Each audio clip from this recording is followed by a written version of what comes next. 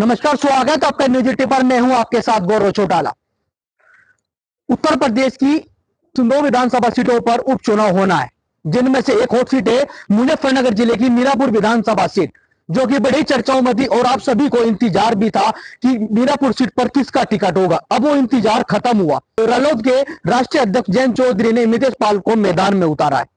आज हमारे साथ में मौजूद है, इनसे बात करेगी किन मुद्दों को लेकर जनता के बीच में जाएगी।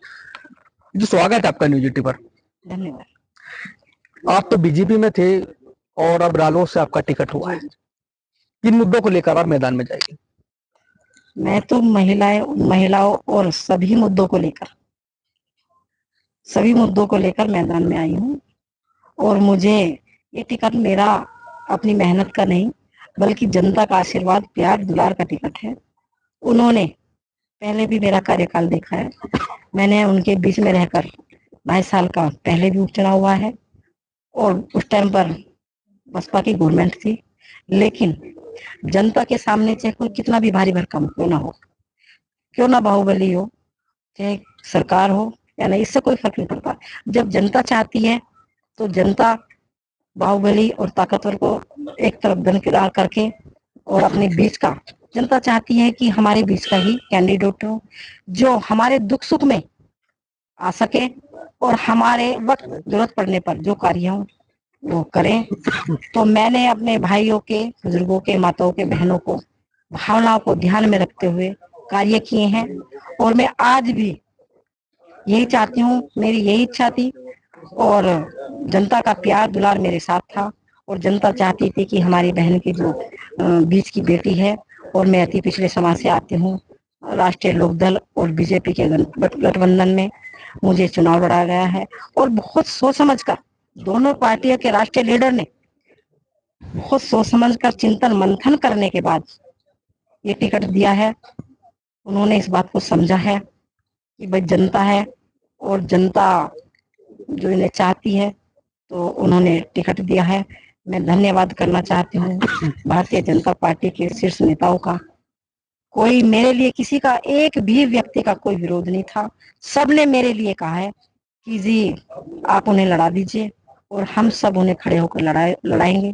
इसी तरह राष्ट्रीय लोकदल ने भी, उनका भी छोटे से बड़े कार्यकर्ता ने मेरा कोई विरोध नहीं किया। जयंत चौधरी जी ने, मैं उनका धन्यवाद करना चाहूंगी कि मैं बीजेपी होने के बाद भी उन्होंने मेरे पर अपना विश्वास जताया।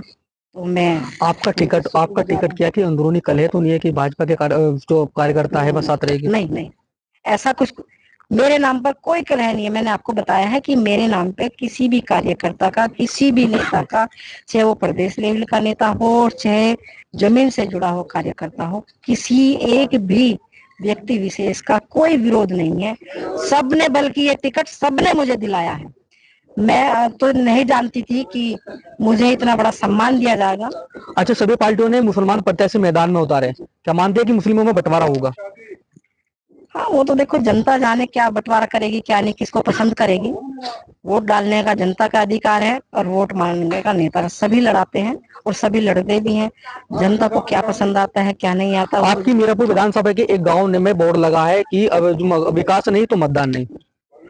तो मैं तो, जो उन्होंने बोर्ड लगाया है, वो बोर्ड ऐसा नहीं है। जब मैं जाऊंगी तो शायद वो इस बात को मना नहीं करेंगे और जोर खरोश से एनडीए के गठबंधन को वोट देंगे।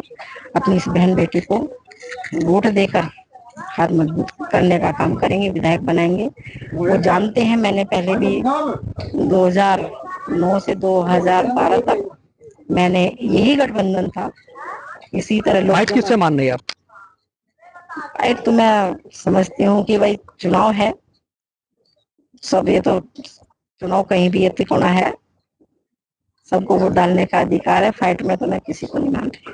तो ये दावा था मिथिलेश पाल जी का कि मेरे सामने फाइट पर कोई नहीं है, अकेले चुनावी मैदान में हूं और सामने कोई नहीं है। दूर तक भी ये दावा कर रही है। मिथिलेश पाल हमारे साथ मौजूद थी, जो रालोद से प्रत्याशी थी। गौरव चौटाला, मीरापुर विधानसभा सीट।